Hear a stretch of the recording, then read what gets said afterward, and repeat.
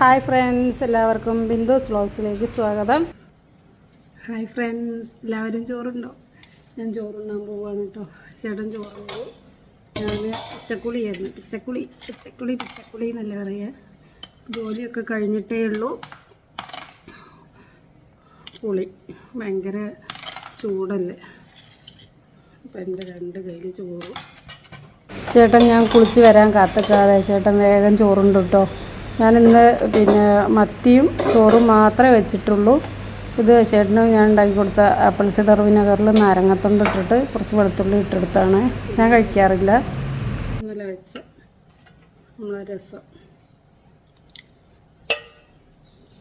കുറേ കാലമായി രസം വെച്ചിട്ട്. രസം പിന്നെയുള്ളത് നമ്മളെ അവിയൽ. ഇതൊക്കെ ഇന്നലെ വെച്ചത് കൊണ്ട് ഇന്ന് എളുപ്പമായിരുന്നു കേട്ടോ. ഇന്ന് ഫുള്ള് ക്ലീനിങ്ങിലായിരുന്നു.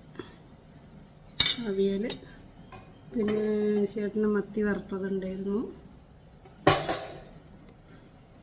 ഒക്കെ പാത്രത്തോടെ മുന്നിലുണ്ട്. അപ്പോൾ ചോറുണ്ണട്ടെ. എല്ലാവരും ചോറുണ്ണുമെന്ന് വിശ്വസിക്കുന്നു. ചേട്ടൻ ഒരുമിച്ച് കഴിക്കാൻ കാത്തുന്നില്ല എന്നുള്ള പരിഭവത്തോട് കൂടിയാണ് എൻ്റെ ഈ ഊണ് കഴിക്കൽ. ചേട്ടൻ എന്നെ വിശന്ന് കഴിഞ്ഞാൽ ആരെയും കാത്തുക്കൂല, അങ്ങനെ ഒരു സ്വഭാവമാണ്.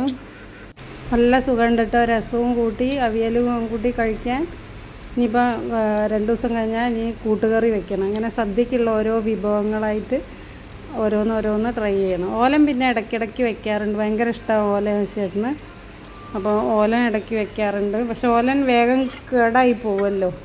ഈ രസവും അവിയലും ഒന്നും കേടാവില്ലല്ലോ. അപ്പം എളുപ്പമായിരുന്നു കേട്ടോ ജോലി. അപ്പോൾ എല്ലാവരും അങ്ങനെ ചെയ്താൽ മതി. തലേന്ന് എന്തെങ്കിലും അത്യാവശ്യം ജോലികളൊക്കെ ചെയ്യാനുണ്ടെങ്കിൽ ഒരു രസവും വെക്കുക, ഒരു അവിയലും വെക്കുക, കഴിഞ്ഞ ജോലി. പിന്നെ ചേട്ടൻ ഇന്നലെ ചെമ്മീൻ കൊണ്ടുവന്നിരുന്നു. അത് അപ്പം തന്നെ 150 രൂപയ്ക്ക് കുറച്ച് അതപ്പം തന്നെ വറുത്ത് കഴിച്ചു.